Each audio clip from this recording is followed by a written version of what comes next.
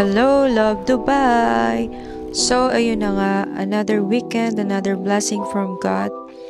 This time, na-invite kami sa birthday celebration na ginanap sa Creek Park. To be honest, sobrang na-appreciate namin ng invite. Kasi minsan hindi mo namamalayan. Kailangan mo pala talaga ng ganitong araw.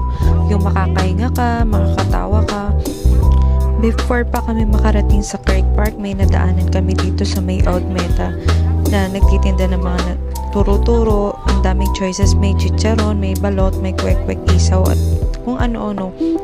So, ayun, from Ulrica Metro, bumaba kami sa Borjuman, Red Line, to Green Line. Sumakay kami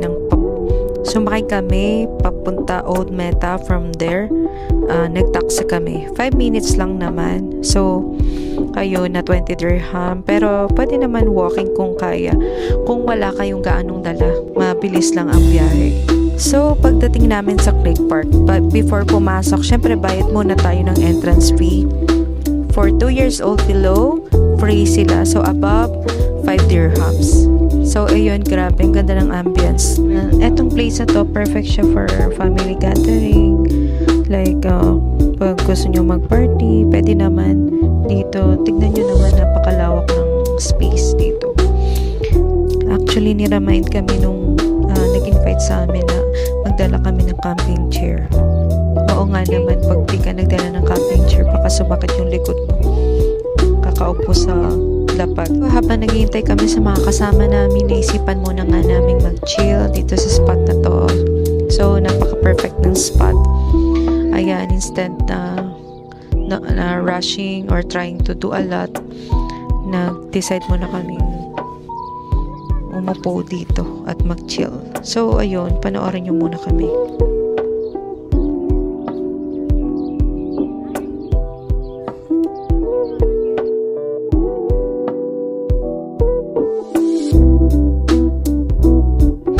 So, yun, dumating na daw yung mga kasama namin. Thank God. Ayun, papunta na kami dun sa spot na napili nila. Ang saya pala ng ganitong simpleng moments, no? While naglalakad kami. Sobrang relaxing at parang daming stress na ang nawawala kapag slow ka lang talaga. So, sometimes we forget to rest is also a blessing. God really give us moments like this to remind us na life doesn't always have to be loud or busy.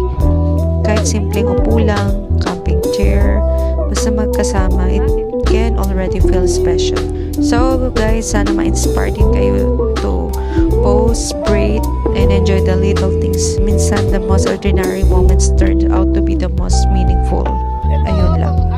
At syempre, hindi mawawala ang pagkain. Pag-set up pa lang nila, amoy mo na agad yung inihaw. May baboy, may marinated chicken, at syempre, yung pinaka-the best and crispy baboy. Sobrang lutong, sobrang sarap. Parang hindi mo kayang tumigil. Ramdam mo lang talaga yung ginawa nila. Ginawa nila yung food with love. At syempre, may kasamang tawanan yan pag nag-iihaw. Habang kumakain kami, kwentuhan. Lord, salamat, hindi man grand pero puno ng joy. Naalala namin bigla yung verse, "This is the day that the Lord has made, let us rejoice and be glad in it." Psalms 118:24. At totoo talaga siya, hindi minsan kailangan ng mamahaling lugar, hindi kailangan ng malaking handaan para maging masaya.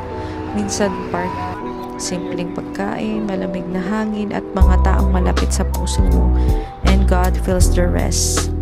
So after kumain ng picture, ayun, umuwi na kami. Naglakad lang kami from Creek Park papunta sa Rashid Metro Station. So nagtataka ako dito bakit umiikot-ikot lang kami dito sa daanan na to. Ayun pala, nagkamali pala kami ng way. So ayun, this is ito po yung way papuntang Rashid Metro Station. Katabi lang siya ng Rashid Hospital. Yes, mahilig talaga kami maglakad ng asawa ko. Ang sayo lang kasing maglakad, alam mo yun. Nakakapag-exercise ka na, mahaba pa yung time na mag-usap kayo ng asawa mo. Habang naglalakad kami, ramdam namin yung lamig ng hangin, yung pagod na masaya, at yung feeling na nag-end ng araw in the most peaceful way. Yung tipong habang naglalakad ka, mapapaisip ka, Lord, thank you for this day. Simple simple pero punong-puno ng pagod pero masaya. Ordinary pero blessed. Thank you Ate Con and Kuya Ruel for inviting us. Hindi lang pagkain ang binigay mo. Nagbigay kayo ng saya at pahinga at magandang memory para sa amin. God bless you both and happy birthday po.